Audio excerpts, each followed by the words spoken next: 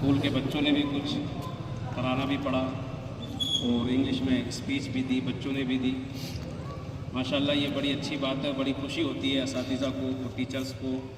جب بچے اس طریقے سے محنت کرتے ہیں۔ خاص طور سے مدرسہ فیض المصطفیٰ میں 26 جنوری آج یہ منائی جا رہی ہے، اور سبھی کو معلوم ہے کہ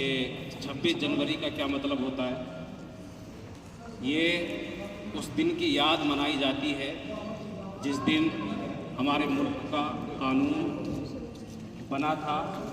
کہ کس طریقے سے اس مختلف المذاہب ملک میں، جہاں پر ہندو، مسلم، سکھ، عیسائی سارے لوگ ایک ساتھ رہتے ہیں، تو ظاہر سی بات ہے کہ جب دین الگ ہے، مذہب الگ ہے، ذات الگ ہے، رنگ الگ ہے، تو پھر سارے لوگ زندگی گزارنے میں کچھ نہ کچھ دشواریاں تو ضرور ہوں گی۔ تو اس دن ایسے قانون کی استھاپنا کی گئی، ایسے قانون بنائے گئے کہ مختلف دین کے لوگ آسانی سے اور اپنی اپنی حد میں رہ کر کے، قانون کے دائرے میں رہ کر کے زندگی گزار سکتے ہیں۔ اور اس دن کو منانے کا مطلب یہ ہوتا ہے، خالی یہ نہیں کہ تالیاں بجا لی چند یا لڈو بانٹ دی اور بات ختم۔ اس دن کو جو بار بار منایا جاتا ہے نا سال کے اندر، تو وہ یاد دلایا جاتا ہے کہ تمہاری حد کتنی ہے۔ جو قانون بنایا گیا ہے سارے مذہب کے لوگوں نے مل کر کے بیٹھ کر کے جو بنایا ہے، کسی بھی انسان کو اس قانون کا النگھن نہیں کرنا ہے،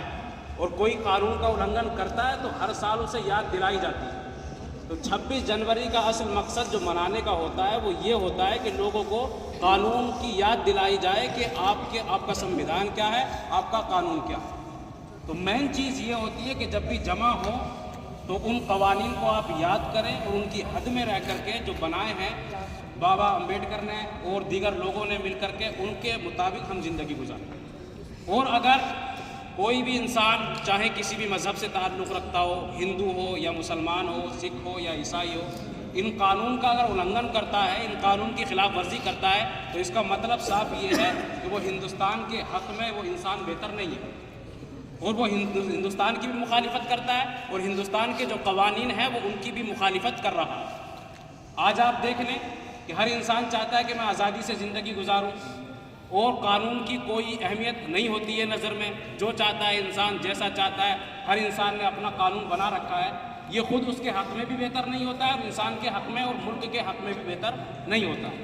ہم تمام مسلمان اس بات کو اچھے سے جانتے ہیں اور مانتے بھی ہیں کہ جو ہمارا قانون ہے، سمویدھان ہے ہندو مسلمانوں کے بارے میں، ہم اس کے مطابق عمل کرتے ہیں، اور کوئی بھی انسان اگر اس کے خلاف ورزی کر کے اپنا نیا قانون لے کر کے آتا ہے یا کسی کا حق مارتا ہے ذات کی بنیاد پر، رنگ کی بنیاد پر یا کسی بھی بنیاد پر، تو پھر وہ انسان جو ملک کے حق میں وہ بہتر نہیں ہے۔ اس لیے 26 جنوری کا مطلب یہ ہوتا ہے کہ ہم اس قانون کو، اس سمویدھان کو یاد کریں اور بار بار لوگوں کو یاد دلائیں کہ تمہاری حد کیا ہے، تمہیں چلنا کیسے ہے۔